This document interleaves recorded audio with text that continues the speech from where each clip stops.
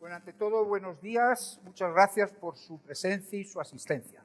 Pedirle disculpas a todos ustedes porque don Miguel Herrero Rodríguez de Miñón parece ser que ha sufrido una afección, no sé si hepática o renal, que le ha impedido asistir esta mañana para presidirnos a todos nosotros.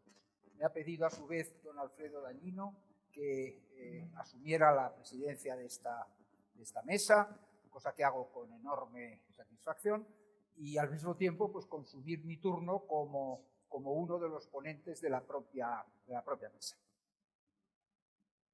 Pero yo creo que hay un consenso básico en este comienzo del Congreso, y es una preocupación.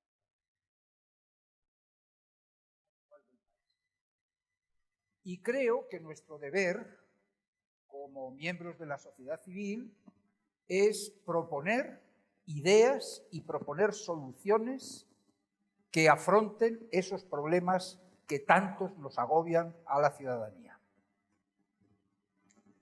Para la resolución de los problemas, yo creo que es bueno que hagamos un pequeño itinerario de dónde venimos y dónde estamos. Venimos de ese periodo tan magnificado tantas veces, yo creo que con razón, pero que yo suelo administrar sin mucha exageración, venimos de ese periodo denominado de la transición. Si la transición tiene algún sentido, es en relación, y habría que sintetizarlo en relación con dos palabras: reconciliación y consenso. Es decir, lo que queríamos los hombres y mujeres de la transición que protagonizamos ese fenómeno político, lo que queríamos es reconciliar a las dos Españas, superar la historia de la división que nos había llegado a enfrentarnos en una trágica guerra civil. Eso era algo que lo teníamos absolutamente, digamos que en nuestros huesos y que constituía la sustancia política básica del esfuerzo de la transición. La reconciliación nacional, mirar hacia adelante, olvidarnos de alguna manera de las querellas y enfrentamientos del pasado. Y eso políticamente exigía, naturalmente, una fórmula de consenso. Yo tuve el privilegio de trabajar en los primeros meses de la transición muy cercano a Adolfo Suárez. Y recuerdo siempre la inmensa preocupación que tuvo Adolfo Suárez por intentar hacer una constitución de todos y para todos. Suárez estaba convencido que la historia del constitucionalismo español del siglo XIX y XX había sido un fracaso porque habían sido constituciones siempre que eran de un partido frente a otro partido y que cuando caía ese partido, el que venía a reemplazarle hacía otro nuevo texto constitucional. Y yo me acuerdo que las instrucciones que dio siempre Adolfo Suárez a los miembros responsables de la Unión de Centro Democrático, a la que yo pertenecía, fue que se hiciera un esfuerzo máximo por alcanzar el mayor consenso posible para que la Constitución de 1978, que se iba a hacer a continuación, fuera una Constitución que perdurara y que fuera duradera. Y en ese sentido, creo que ha sido un éxito. Pero el precio del consenso, a mi juicio, tuvo efectivamente algo que hoy está en discusión y que está en crisis. El precio del consenso fue el establecimiento del Estado de las autonomías, porque el esfuerzo principal que se quiso hacer en la Constitución fue integrar definitivamente a los nacionalismos periféricos en el marco de la Constitución.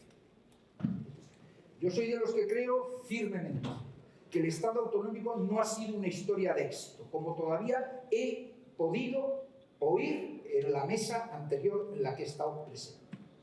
El Estado de las autonomías fue un intento de inmensa buena voluntad de los constituyentes que ha resultado fallido. Y ha resultado fallido porque les doy simplemente un dato.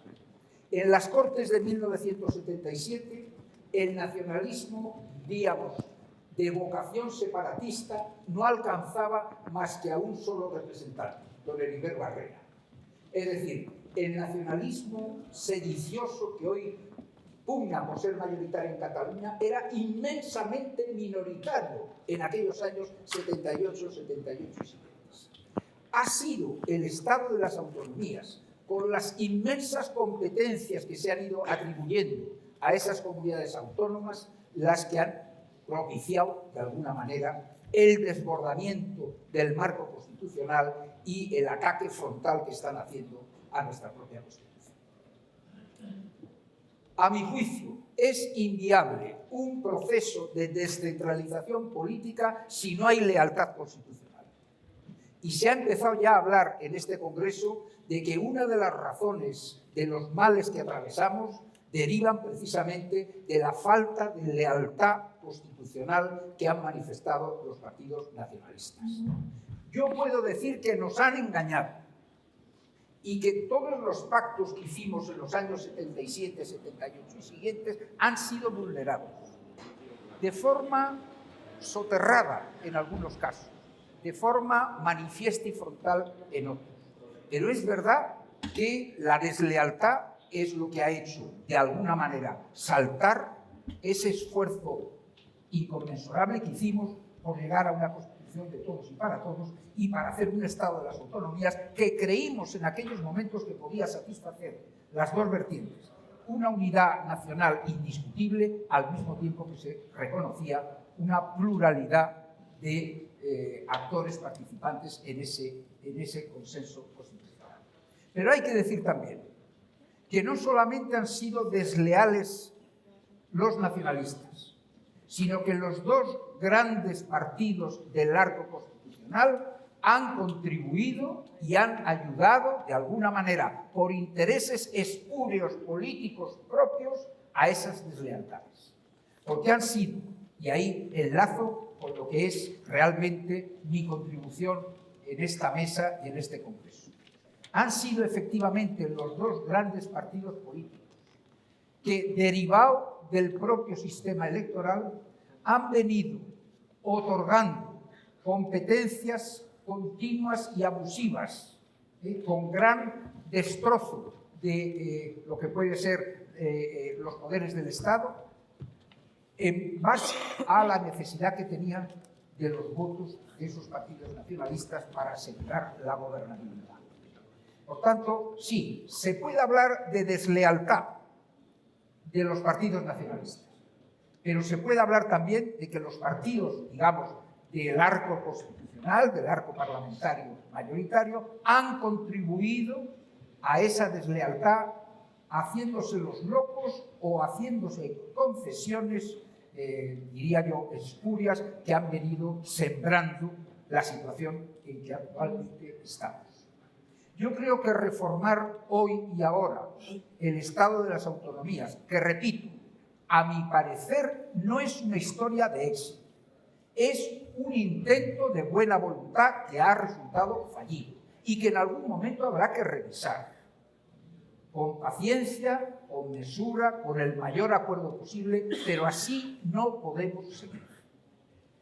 Mi contribución principal en este Congreso es que, no siendo hoy factible afrontar en profundidad la reforma del título octavo, por tanto del Estado de las Autonomías, sí tenemos un procedimiento para aminorar y dulcificar, digamos, la situación en que nos encontramos.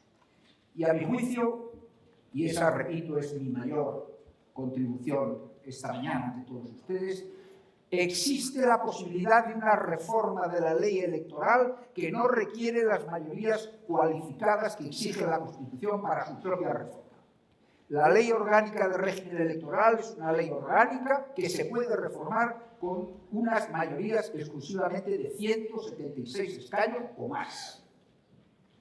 El procedimiento que yo defiendo para hacer frente al disparate en el que estamos, con un Congreso de los Diputados con cerca de 17 partidos políticos, y en el cual un diputado, como el recién aparecido en estos momentos, el de Teruel existe, está condicionando la gobernabilidad del país. Así no podemos seguir, con 17 partidos, algunos de los cuales, o bastantes de los cuales, lo que tienen es el propósito de romper España. Así este país no aguanta mucho más tiempo. Y estamos viendo las horas azarosas que estamos viviendo bien recientemente, donde el gobierno de España está a punto de claudicar ante un gobierno golpista y un gobierno separatista. La reforma que propongo de la ley electoral diría lo siguiente. Hoy el texto del artículo 163, párrafo A, dice que será necesario obtener el 3% de los sufragios en cada una de las circunscripciones para que esos votos sean válidos. Es decir, que todos los partidos que no obtengan el 3% como mínimo de la circunscripción electoral tendrán que ser apartados y no llegarán al Congreso de los Diputados. Hoy se necesita un 3% para que esos votos sean válidos y tú puedas ir al Congreso de los Diputados, si es que te da el número de diputados en cada circunscripción. La reforma que propongo es la siguiente: que persista el 3% como límite para obtener una posibilidad de escaños. Pero yo añadiría que será necesario que al menos todas las candidaturas, todos los partidos políticos y agrupaciones electorales tendrán que presentar, al menos tendrán que presentarse en el 50% de las circunscripciones y, a su vez, respetar ese 3% como tope mínimo. Si obligáramos por la ley electoral a que Esquerra Republicana de Cataluña, Junts per Catalunya, Bildu, el Bloque Nacionalista Gallego, el Partido Regionalista de Cantabria, el Foro de Asturias, la Coalición Canaria, para llegar al Congreso, tuvieran que presentar candidaturas en al menos el 50% de las circunscripciones y ahí sacar al menos el 3%, estoy seguro que habríamos resuelto un gran problema que tenemos en estos momentos, y es la dependencia angustiosa de todos los gobiernos de turno del voto de los nacionalistas. Estamos viendo el escándalo de estos días, en la reunión de la Moncloa, es nada más que para salvaguardar la presidencia del gobierno de don Pedro Sánchez. Con eso hay que acabar. Y se puede acabar con esta fórmula que estoy proponiendo, porque llegarían al Congreso de los Diputados nada más que las fuerzas políticas de alcance nacional. Yo he tenido la paciencia de hacer los cálculos oportunos y yo creo que con la reforma que yo propongo, tendrían asiento en el Congreso de los Diputados Vox, PP, Ciudadanos, PSOE y Podemos. Y dejaría a las fuerzas regionales de las comunidades autónomas que se asentaran en el Senado, en los parlamentos de las comunidades autónomas y en los ayuntamientos. Y me baso a una frase que todos ustedes habrán oído recientemente. Una frase pronunciada con absoluto descaro por parte de la representante de Esquerra, creo que fue Esquerra Republicana de Cataluña, en los recientes debates congresuales, cuando dijo: a mí la gobernabilidad de España me importa un comino. Bien, pues si a ustedes les importa un comino la gobernabilidad de España, dejen sus puestos en el Congreso de los Diputados y hagan política, porque yo no respeto la posición, y sé que existe, respeto la posición de aquellos que dicen: no, la solución es deslegitimar, deslegalizar y expulsar de la vida política a aquellos partidos que se enfrentan frontalmente contra la Constitución y que quieren separarse de España. Yo no soy partidario de ilegalizarlos. Yo lo que soy partidario es de ordenar el proceso electoral y el proceso de representación política. Al Congreso de los Diputados, las fuerzas políticas nacionales. A los parlamentos regionales y de las comunidades autónomas, aquellas fuerzas que tienen vigor y representación a ese nivel. Creo que con esa modesta reforma daríamos un paso al frente muy clarificador en torno al enorme y gravísimo problema que tenemos en estos momentos con las fuerzas nacionalistas. Dejemos de depender de esas fuerzas nacionalistas para la formación de gobierno y para la estabilización de la vida política española. No les expulsemos de la vida política, pero llevémosles al sitio donde verdaderamente tienen que estar: Senado, parlamentos regionales y ayuntamientos. Muchas gracias.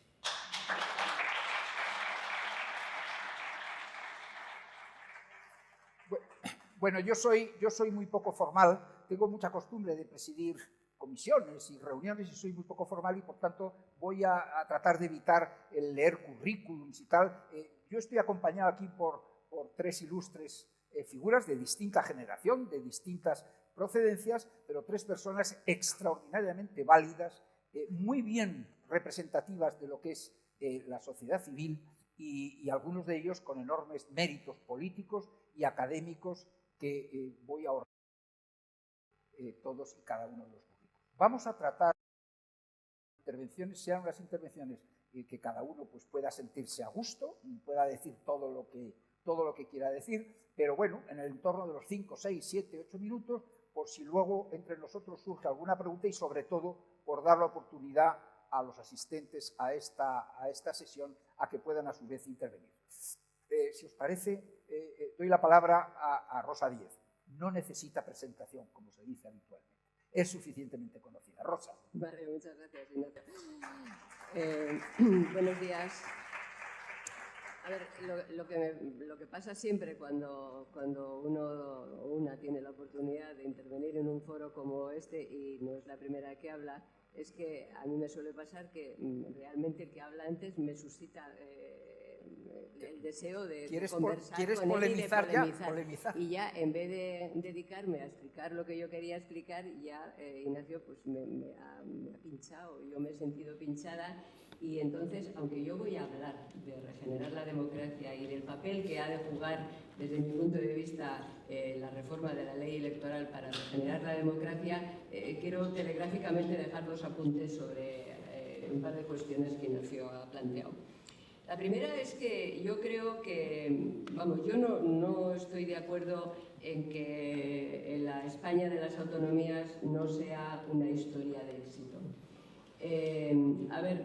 Lo que sí creo es que no es un éxito si uno se plantea que aquello se hizo solo para satisfacer a los nacionalistas, porque si de verdad el constituyente solo pensó en satisfacer a los nacionalistas, naturalmente que es una historia de fracaso, entre otras cosas porque el nacionalismo es insaciable.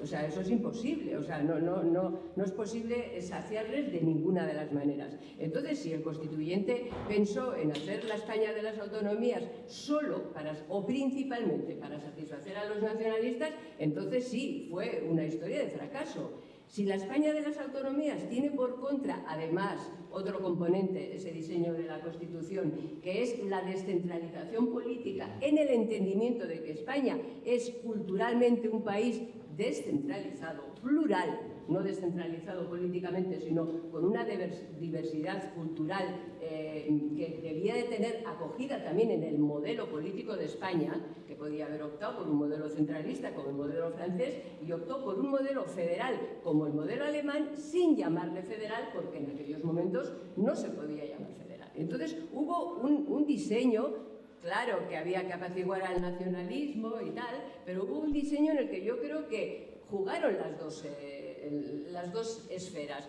Una, diseñar un modelo de país descentralizado políticamente, en fin, que representara políticamente también a esa sociedad culturalmente plural y además también el tema de los nacionalistas. Por tanto, yo no creo que sea un fracaso. Lo que sí se ha demostrado fracasado es que la Constitución se quedó abierta en espacios fundamentales del artículo 8.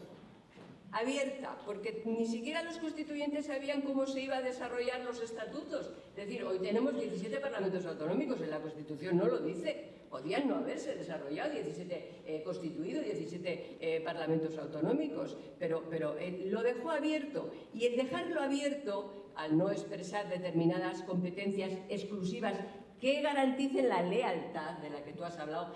Ahora, ¿cómo se garantiza la lealtad? ¿La lealtad se garantiza por ley? No. No se puede poner un artículo en la Constitución. La lealtad está... Al no dejar cerrado el artículo 8, a lo mejor entonces no se podía. Hoy tenemos en España, y yo por eso soy defensora de la reforma de la Constitución, a pesar de los nacionalistas, o sea, no con los nacionalistas y para satisfacer a los nacionalistas, sino a pesar de los nacionalistas, la Constitución tiene un problema, y de ahí derivan los demás, que es que hoy en España realmente hay tres modelos. El modelo federal, que nosotros le llamamos modelo autonómico, de una gran descentralización política, el modelo confederal, que son Navarra, País Vasco y la bilateralidad recién inaugurada con los estatutos de nueva generación a partir del de Cataluña, y el centralista, que son las provincias, o sea, y las diputaciones provinciales, que siguen siendo una rémora, un recuerdo de aquella España centralizada o centralista, ¿no? Entonces, claro que hay que reformar la Constitución, pero hay que reformarla para ordenar todo esto y para establecer un modelo. Es el modelo, el mío es el que yo creo que es el mejor para España, es el modelo de descentralización política, que le podemos llamar de Estado de las autonomías o como queráis, pero en el que el Estado se reserva aquellas competencias que son propias del Estado y que no son ni delegables ni intransferibles de ninguna de las maneras, las que son propias. Y luego hay una alta descentralización política, pues como lo hay en otros estados federales. Bueno, esa como una consideración de carácter general. Y esto lo uno a tu propuesta, a la propuesta de reforma de la ley electoral, que es sobre lo que yo quería hablar. Tú has planteado, Ignacio Camuñas ha planteado su propuesta de reforma de la ley electoral y bueno, pues es atendible esa propuesta. Tú la has calificado como una propuesta menor. Yo creo que es una propuesta mayor porque de facto, aunque no lo digas expresamente, dices yo no quiero prohibir ningún partido, pero a los partidos nacionalistas quedan relegados a no participar en el lugar en el que se debaten y se acuerdan las leyes que afectan a todo el Estado, porque con esa propuesta realmente los partidos nacionalistas no estarían en el Congreso de los Diputados. Por tanto, no es menor, es de calado. A mí no me parece que sea menor. No hay que cambiar la Constitución para hacerlo, pero la consecuencia es de calado. Se proscribe que los partidos nacionalistas estén presentes en el Congreso de los Diputados, que es el lugar donde se representa la soberanía nacional. Por tanto, no es menor. Tú lo calificas como menor, pero no es menor. Bueno, y dices... el problema fue que pensamos al hacer la Constitución en satisfacer a los nacionalistas. Y yo te digo, bueno, y tú al cambiar la ley electoral parece que estás pensando en cambiar la ley electoral para los nacionalistas. No, yo creo que hay que cambiar la ley electoral porque la ley electoral actual es injusta desde la perspectiva activa y pasiva. Es decir, hay que cambiar la ley electoral para que el voto de cada uno de los ciudadanos valga lo mismo al convertirse en representación política. Es decir, para que el valor del voto sea igual también desde la perspectiva del resultado del voto. A ver, en España está garantizado, como en cualquier democracia, que un ciudadano, un voto. Es decir, no hay riesgo de que haya ciudadanos que puedan votar 2 veces o 3 veces. O sea, eso está garantizado. Lo que no está garantizado, sino al contrario, es que el voto valga lo mismo para convertirse en diputado, en representante. El valor del voto a la hora de convertirse, o sea, el igual resultado del voto. A ver, yo creo que hay que cambiar la ley electoral precisamente para conseguir eso y precisamente en línea con el título de esta ponencia, para regenerar la democracia. ¿Qué es regenerar la democracia? Regenerar la democracia es devolver a los ciudadanos un instrumento para controlar las instituciones políticas, para controlar las instituciones democráticas. Claro, no es posible regenerar la democracia si todos sabemos que nuestro voto vale distinto, depende de la parte de España en la que vivamos o de la opción política a la que votemos. Por tanto, es imposible. ¿Qué pasa cuando tú sabes que tu voto vale diferente, depende a quién votes y depende de dónde vive? Que tú empiezas a alejarte de las instituciones políticas y de la democracia. Empiezas, en fin, se produce eso que se llama desafección de los ciudadanos respecto de la política. Claro, cuando los ciudadanos pasan de la política, suelen llegar a las instituciones políticas ciudadanos que pasan de los ciudadanos o políticos que pasan de los ciudadanos. Entonces, claro, ¿por qué hay que cambiar la ley electoral? Pues para conseguir, insisto, que los ciudadanos tengan el instrumento necesario para controlar a las instituciones democráticas. Y para eso hace falta que el voto tenga igual valor de resultado. Se dice también mucho cuando se habla de este debate, no, es que los partidos nacionalistas están primados. Y entonces se prima a los partidos nacionalistas o a los partidos que se presentan en circunscripciones pequeñas. Teruel existe, es el ejemplo que ahora todos tenemos más a mano. Se prima a los partidos. Bueno, se prima a los partidos y se castiga a los ciudadanos que no votan a esos partidos. Yo creo que la cuestión hay que plantearla desde la doble versión. Hay que hacer una ley electoral que garantice la igualdad en el derecho pasivo, eso es, de que los partidos sean tratados de forma igual, todos los partidos sean tratados de forma igual por la ley, o sea, el derecho pasivo de concurrir a las elecciones en igualdad de condiciones y, sobre todo, el derecho activo de cada uno de los ciudadanos de votar en igualdad de condiciones. Es decir, de que su voto, el resultado de su voto, valga lo mismo. Entonces, para eso es a lo que, desde mi punto de vista, es para lo que hay que cambiar la ley, sin pensar en si les favorece o no les favorece a los nacionalistas. Los partidos tienen que tener una ley que sea neutra, es decir, que desde el punto de vista pasivo a ellos les dé lo mismo, o sea, todos sean tratados con igualdad, pero los ciudadanos tenemos que tener una ley que garantice que nuestro voto vale lo mismo a la hora de elegir a nuestro representante. Miren, voy acabando. Este es un viejo debate, tan viejo como en fin, desde que yo llegué al Congreso de los Diputados en el año 2008, creo que fue la primera propuesta legislativa que presentamos. Entonces no había tantos partidos en el Congreso de los Diputados, pero los dos grandes estaban completamente de acuerdo en que no había que cambiar la ley. La gente dice, es que le beneficia a los nacionalistas y los nacionalistas finalmente les apoyan a ellos. A quien más beneficiaban, históricamente en el bipartidismo, era al PP y al PSOE. Por eso no querían cambiarla, porque la ley garantizaba la alternancia, que no la alternativa. Y uno u otro ya pactaría con el nacionalista de turno. Por ejemplo, en Cataluña, que la circunscripción, o sea, que hay millones de ciudadanos, los partidos nacionalistas con la ley electoral actual no salen muy beneficiados.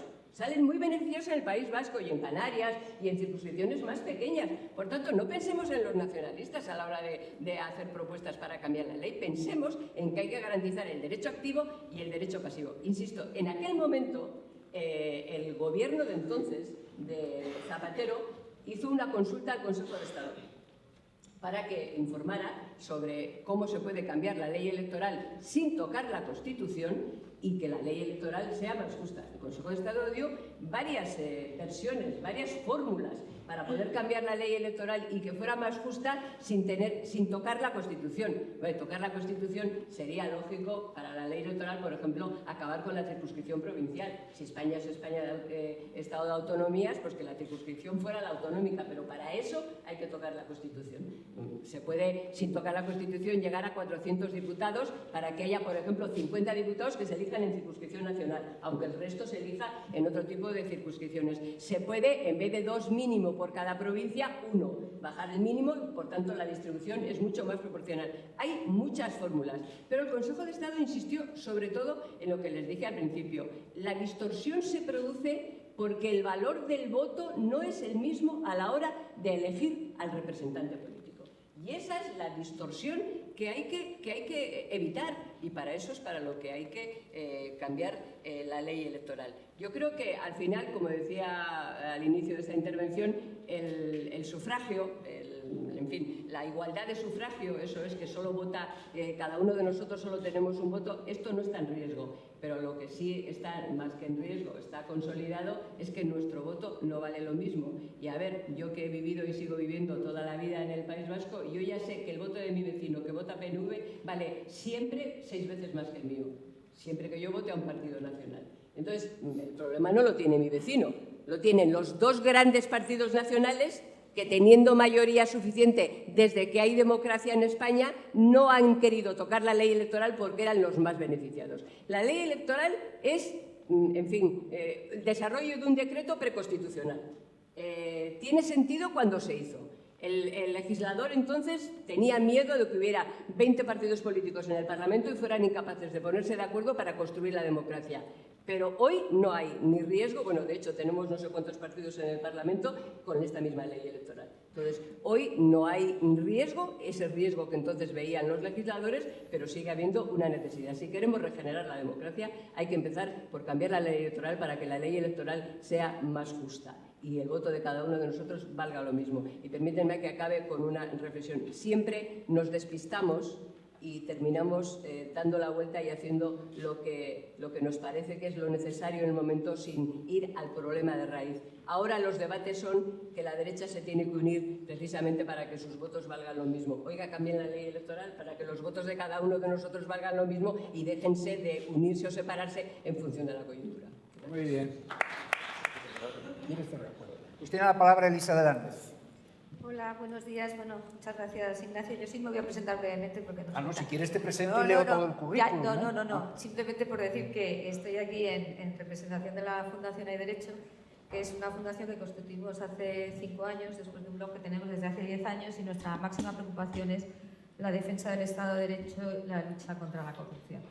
Y por tanto, como sociedad civil, pues también mi perspectiva es un poco diferente, ¿no? Yo también voy a discrepar un poquito con los dos anteriores ponentes en dos cosas, ¿no? Yo pienso que básicamente el Estado de las Autonomías, bueno, pues en cierta forma sí es una historia de éxito, la misma que la de la transición, lo que pasa es que, bueno, han pasado más de 40 años, la sociedad española ha cambiado mucho y sencillamente necesitamos ir hacia otra cosa. Desde mi punto de vista es muy claro que lo que tenemos es un federalismo desordenado o un poco de andar por casa, ¿no? Donde las competencias se ceden un poco pues, a golpe de que faltan las mayorías. Vemos ahora lo de la Caja Única de la Seguridad Social. No hay un proyecto estratégico claro de qué se quiere descentralizar y qué no. Se ha hecho así además siempre, tanto por el PSOE como por el PP, cuando ha necesitado los votos, y claro, esto pues llega un momento que no aguanta. Todo esto sin hablar del problema, por supuesto, de los nacionalismos. Simplemente tenemos un Estado muy disfuncional, ¿no? Muy disfuncional. Y yo creo que eso hay que remediarlo. Y yo sí que creo que eso se remedia cambiando, reformando la Constitución y yendo a un Estado federal, donde efectivamente haya unas competencias que son las que tiene el Estado, otras competencias las comunidades autónomas y las reglas que tienen en general los Estados federales, que además tenemos Estados federales de éxito cercanos, como Alemania, y se puede, digamos, tomar muchas ideas de allí. Tampoco pienso que haya virtudes taumatúrgicas, y perdona la expresión, en cambiar la ley electoral. Primero porque efectivamente no se ha querido cambiar nunca porque beneficiaba y beneficia a los grandes partidos, y tampoco porque al final, también lo ha dicho Rosa, ¿no? Que con la misma ley electoral antes había un bipartidismo más o menos muy estable y ahora tenemos un montón de partidos. No creo que eso sea tampoco, digamos, la piedra filosofal. Probablemente nada es la piedra filosofal, ¿no? Pero quizá la idea clara es tenemos que ordenar este Estado nuestro de una forma mucho más seria. Insisto en lo de seria porque es que a veces uno lee cosas y dice, Dios mío, ¿no? Tenemos que evaluar también, qué es lo que funciona mejor y qué es lo que funciona peor. Hay cosas que a nivel autonómico funcionan mejor, hay cosas que funcionan peor. ¿Por qué no lo evaluamos, no? Esto, en general es una carencia en España, la evaluación de las políticas públicas es prácticamente inexistente. Y luego tenemos un problema de fondo que a mí quizás es el que me preocupa más, que es la vieja historia del clientelismo y el caciquismo, ¿no? Y esto es lo que tenemos debajo en muchas ocasiones en el Estado autonómico y por supuesto a nivel municipal, ¿no? Las redes clientelares que van extendiendo los partidos y que, bueno, pues eso al final es un problema bastante claro. Y estos días además leía, porque es el centenario de la muerte de Pérez Galdós, unos discursos muy bonitos que tiene en el año 1912-1913 y en la que, claro, él era crítico con el régimen turnista de la Restauración. Y lo que está denunciando es un poco lo mismo, ¿no? Es esa falta, digamos, de democracia real que supone ese turno, ese clientelismo, esa forma de funcionar que, como digo, sobre todo es muy visible en las comunidades autónomas nacionalistas, clarísimamente, pero incluso a nivel del Estado. Y esto me lleva al tema que es un poco de lo que yo quería tratar y además es un poco mi tema, ¿no? Que es el problema es, al final, muchas veces viene de los partidos políticos, ¿no?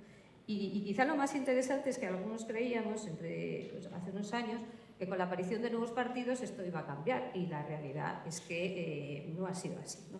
¿Por qué? Porque, pues yo pensaba con mucha gente que el problema era unos partidos muy rígidos que se habían, digamos, formado en la transición nos tenemos que acordar que no había partidos políticos. Luego los partidos políticos se crean de la noche a la mañana, con una ley muy transitoria, la de 1978, donde les deja muchísimo margen para organizarse, les da muchísima, digamos, capacidad. Quiere unos partidos políticos fuertes, lo cual es lógico, viniendo de una dictadura. Bueno, se crean de la noche a la mañana, algunos con un poco más de tradición histórica, pero en la práctica no existían, ¿no?, como tales. Y bueno, son unos partidos políticos que han ido creciendo y han ido ocupando todo, incluso ocupando también la sociedad civil, porque no lo vamos a decir.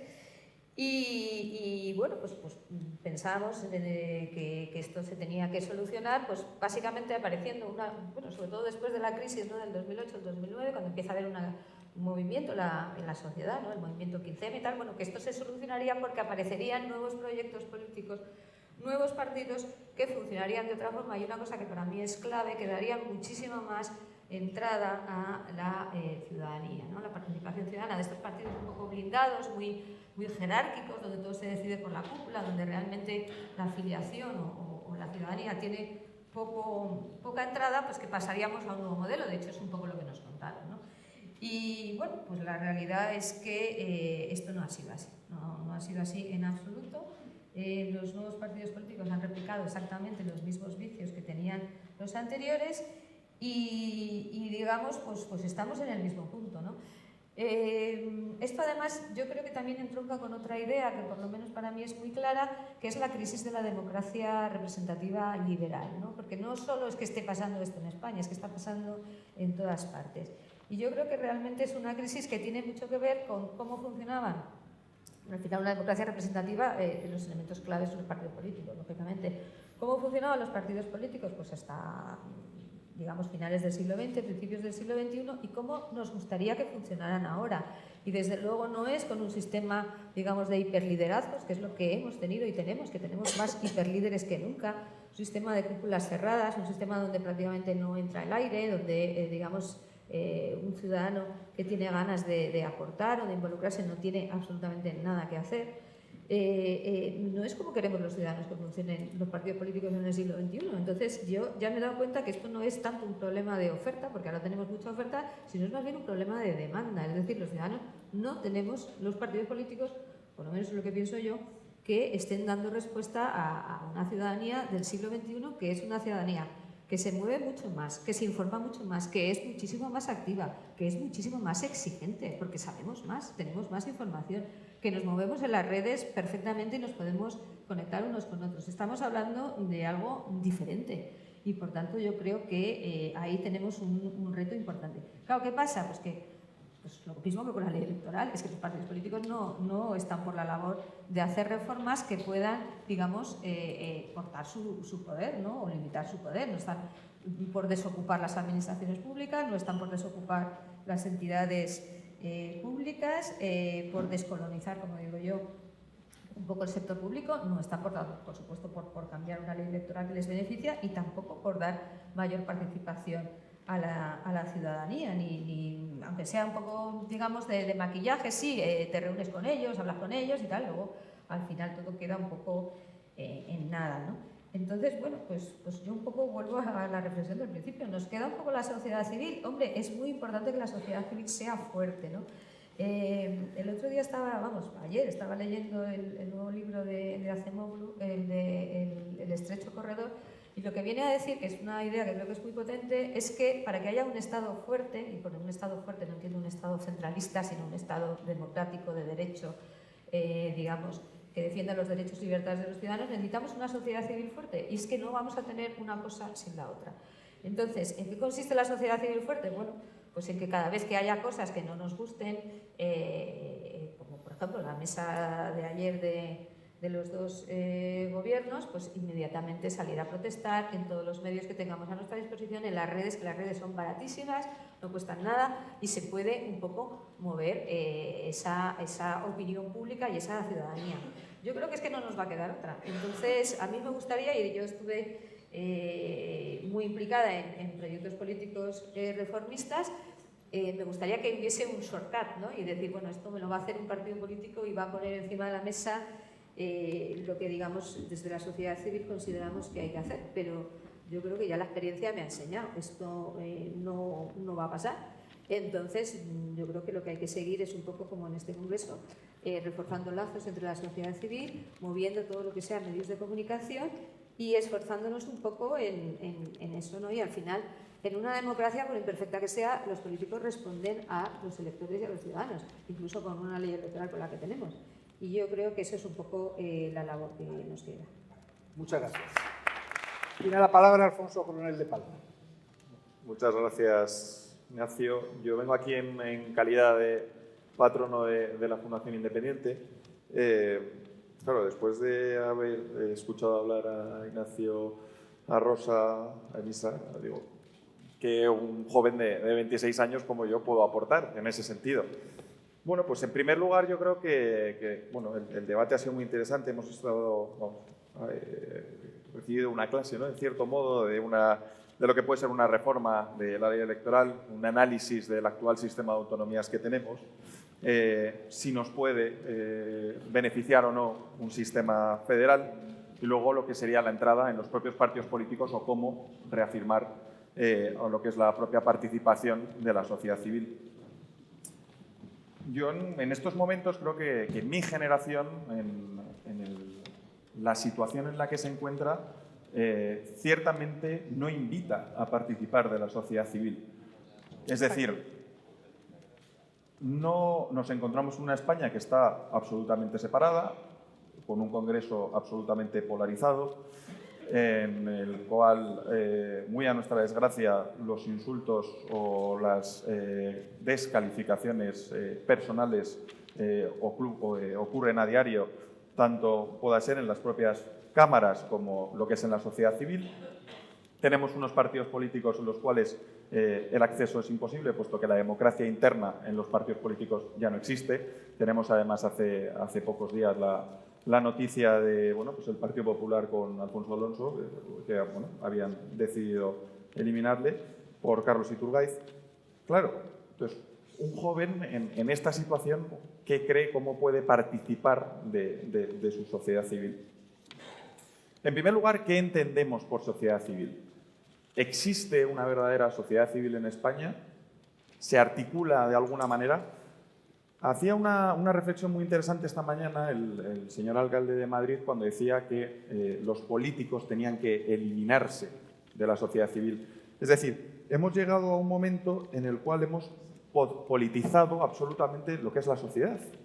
¿Y en qué sentido? En tanto que los partidos políticos participan de todas y cada una de las iniciativas de sociedad civil que se van dando.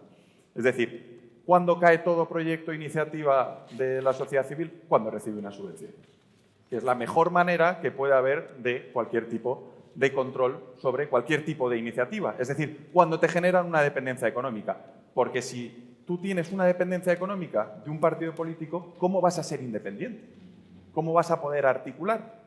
Y ese es uno de los principales problemas que como sociedad civil tenemos que analizar nosotros.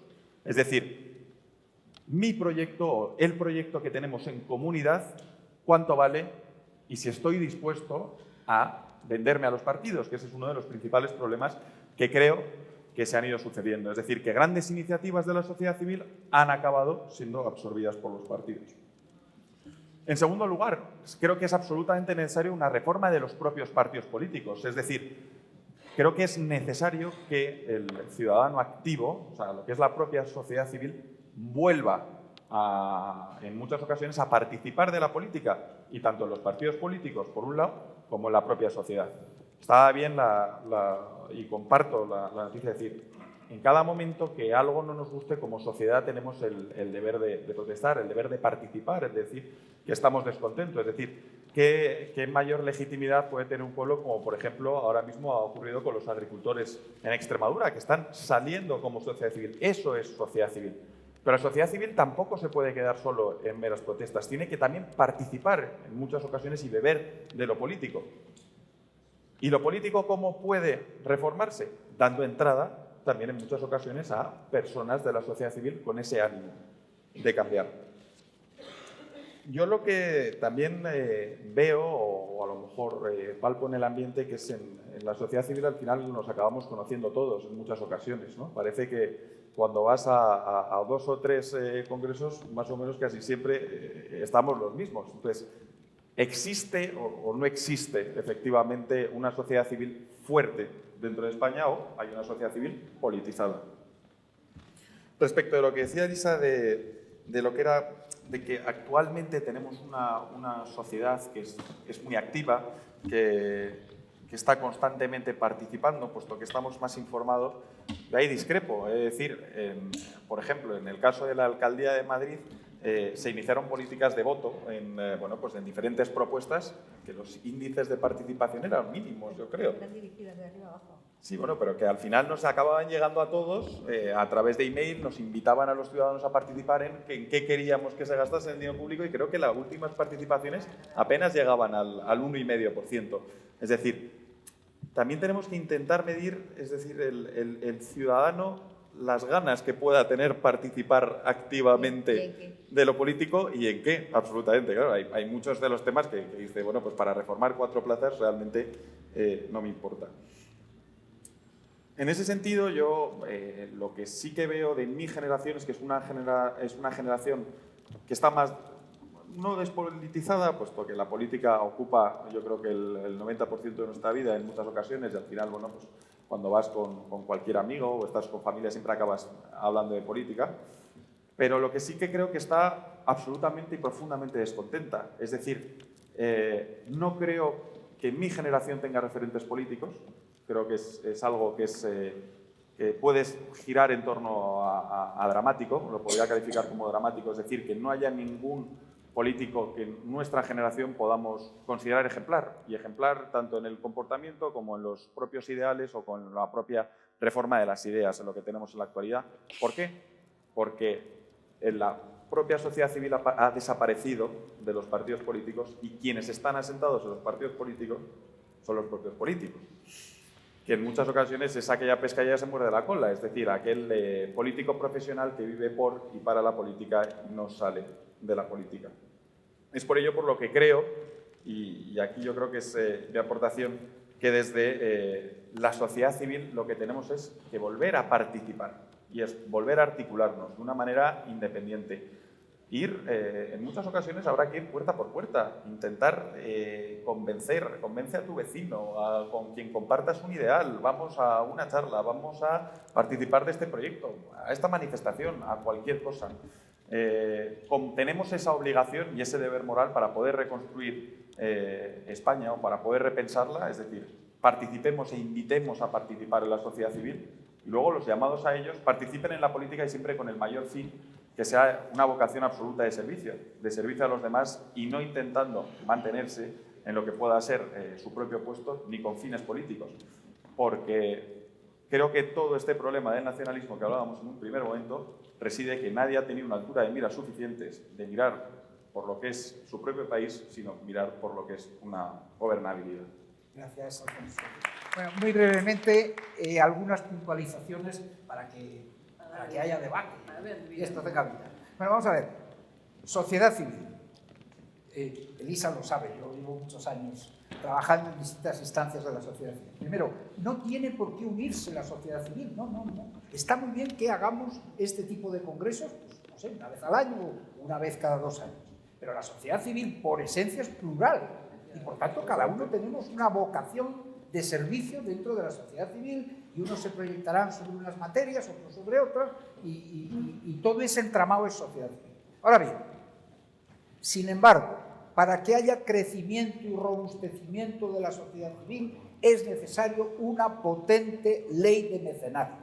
Hasta que no tengamos una ley de mecenazgo, en virtud del cual el dinero de los contribuyentes pueda tener unos beneficios fiscales muy claros en aquellos donativos que dé a las distintas organizaciones de la sociedad civil española será siempre anémica. Y yo, repito, he participado ya en la organización de distintas plataformas y de foros de la sociedad civil y siempre nos hemos encontrado con el mismo problema, es decir, no había medios económicos suficientes para que los trabajos que estábamos desarrollando tuvieran una proyección pública. Por tanto, Sociedad civil, sí. Sociedad civil potente, sí, pero no necesariamente articulada en una única organización. Reuniones y congresos de este tipo, naturalmente que sí. Segundo, querida Rosa, puedes tener la absoluta seguridad de que la razón fundamental que motivó la articulación del Estado de las Autonomías fue la intención y el deseo manifiesto de integrar a los nacionalismos periféricos en el marco de la Constitución. No tendría sentido, si no, el que el propio presidente Suárez hubiera traído a Tarradellas del exilio a Barcelona. Eso ya mandaba un mensaje muy claro de la preocupación que tenía el gobierno de entonces y las fuerzas políticas de entonces por subrayar la necesidad de integrar al nacionalismo catalán en lo que se iba a preparar posteriormente. Por tanto, sí, no digo que sea el único, uno de los motivos fundamentales del Estado de las Autonomías es tratar de conseguir, por eso digo que es un intento de muy buena voluntad, tratar de conseguir la integración, la pacificación de un problema que había sido redundante en otras épocas históricas. Esa es la verdad. En ese sentido, únicamente, yo digo que el Estado de las Autonomías ha sido un intento de buena voluntad que ha resultado fallido y que nos está volviendo locos y que seguimos dándole vueltas, que si el Estado federal, que si el Estado... Quiero decir también otra cosa, hay estados que no son autonómicos ni federales que son impecablemente democráticos y bien cercanos los tenemos, Francia por un lado y Portugal por otro. Por tanto, no, es que aquí como el franquismo nos ha enredado a todos, creemos que un Estado centralista, es decir, con una organización centralizada potente, es un Estado un poco menos autoritario, fascista y no democrático. No, cada país, es decir, hay dos modelos de organización política, el Estado federal y el Estado unitario. Lo que hemos hecho nosotros es un híbrido. Bueno, eso no lo tiene más que Suiza realmente. Bien, pero digo, básicamente hoy día en todos los países lo que existe o una estructura federal o un Estado unitario. Nosotros, por los miedos y las componendas de la transición, tuvimos que hacer un híbrido que denominamos Estado autonómico, que tiene características federales, pero luego un claro asentamiento en el Estado unitario. Evidentemente, yo creo que tenemos que salir de esa contradicción después de los 40 años que hemos pasado. Pero bueno, ese es otro tema. Yo creo que hoy políticamente no es posible esa reforma de la Constitución que aborde el título octavo. Sin embargo, sí creo y sigo creyendo que las leyes electorales tienen una facultad de transformación política en un país extraordinaria. Véase el ejemplo francés. El general de Gaulle, con una nueva ley electoral en Francia, fue capaz de cambiar el régimen de la Cuarta a la Quinta República.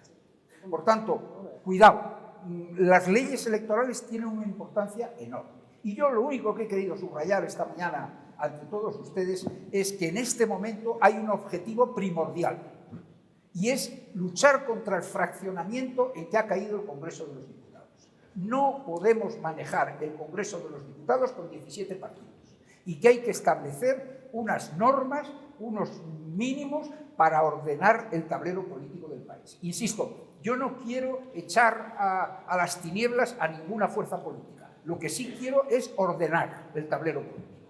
Fuerzas políticas con representación nacional al Congreso de los Diputados. Fuerzas autonómicas con representación clara en las comunidades autónomas a los parlamentos autonómicos. Y el resto de las fuerzas a los ayuntamientos. Ese proceso de ordenación a mí me parecería muy positivo en este momento. Si seguimos creyendo que el Estado autonómico ha sido una historia de éxito. Mira, querida Elisa, el éxito ha venido derivado de la integración de España en las comunidades europeas, que son los que nos han proporcionado fondos de cohesión, fondos estructurales y ayudas que han permitido que el país pegara un salto. El Estado autonómico ha sido un obstáculo, no un vehículo de progreso y de dinamización de la vida política española. O sea que esa historia, yo es que llevo años luchando por afrontar este tema, es decir, no. El éxito de este periodo democrático no deriva del Estado autonómico, en absoluto.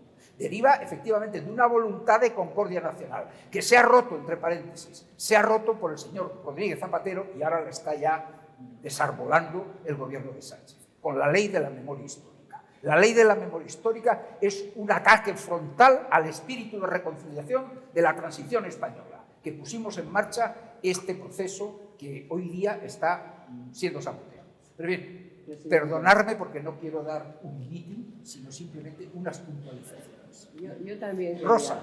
No, yo también quería. Primero, ya sé que tú no dices que yo lo he dicho, pero yo lo quiero decir. No es más democrático ni el Estado federal, ni el confederal, ni el centralista. Vamos, no hace falta... Bueno, a ver, eso yo a veces hay que explicárselo a algunos, pero no es el caso. Aquí no hay que explicarlo. Yo defiendo el modelo federal de descentralización política porque me parece que es mejor para España, no más democrático que el modelo francés. O sea, sencillamente me parece que se adapta mejor a la idiosincrasia de nuestro país y me parece mejor en términos de resultados, no en términos de calidad democrática. ¿Me perdonas un segundo? ¿Por qué ha fracasado el Estado federal en el siglo XIX y en el siglo XX? En Alemania no ha fracasado. No, pero Alemania no es España. Vale, ese es el problema. No, perdona. La diferencia, el éxito, tú dices, el éxito fue la integración en la Unión Europea. Perdón, el éxito fue la democracia. Es decir, lo que diferencia este sistema del sistema anterior no es que este sea descentralizado y el otro fuera centralista, sino que aquello era la dictadura y esto es una democracia. Y hoy formamos parte de la Unión Europea. Pero si formamos parte de la Unión Europea es porque somos una democracia. Claro. Por tanto, para ir poniendo cada cosa en su sitio y en el origen de por qué hemos llegado aquí. Tercero, en la Constitución, algunos de los males del fracaso de la situación a la que hemos llegado, porque hemos llegado a esto porque nos descuidamos, no por lo que ponga solamente la Constitución, sino porque hemos creído que con ponerlo en la Constitución, con hacer leyes democráticas y con tener una democracia, estaba resuelto todo. No, nos descuidamos y llegamos a esto. ¿Por qué lo pone en la Constitución? No, porque algunas de las cosas que la Constitución no niega se han hecho por parte de partidos nacionales. Sí. Por ejemplo, transferir la educación, que es una cuestión clave desde el punto de vista de construir o no una nación de ciudadanos. Transferir la educación no está en la Constitución. La Constitución no dice que la educación es competencia de las comunidades autónomas. No, esto se empezó a transferir con González, lo siguió transfiriendo Aznar y lo terminó de transferir. Bueno, yo creo que ya cuando llegó Zapatero ya estaba todo transferido. No, es que es una cuestión clave. No hay que cambiar la Constitución para que la educación vuelva a ser competencia del Estado.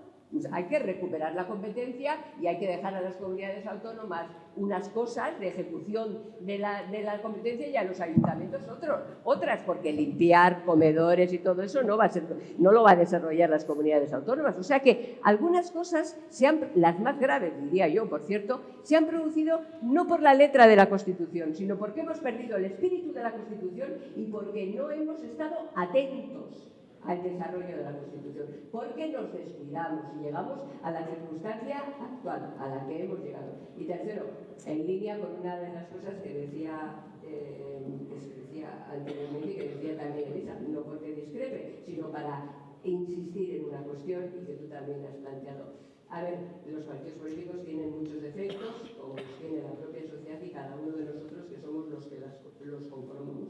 Y las agrupaciones sociales, y las plataformas, y los clubs, todos tenemos, llevamos lo que llevamos cada uno de nosotros dentro. Ahora bien, los partidos políticos, que no son el único instrumento de participación política, insisto, no son el único instrumento de participación política, pero son imprescindibles para construir las instituciones democráticas. Por eso es importante que los partidos políticos funcionen con coordenadas democráticas de participación, pero sobre todo que haya una ley electoral, porque es que las instituciones se conforman a partir de la ley electoral y a las elecciones se presentan los partidos políticos que hacen las listas, que había que cambiarlo para que las listas fueran abiertas en la ley electoral, para que pudieras tachar, poner, ordenar. Todas esas cuestiones, esas están en la ley electoral. ¿Por qué? Porque es que las instituciones se conforman, se constituyen a partir de los partidos políticos. Ahora, los partidos políticos no son la única fórmula de participación política. No hay que vertebrar la sociedad civil porque los partidos políticos no funcionen, sino porque en cualquier democracia de calidad hay una sociedad civil vertebrada.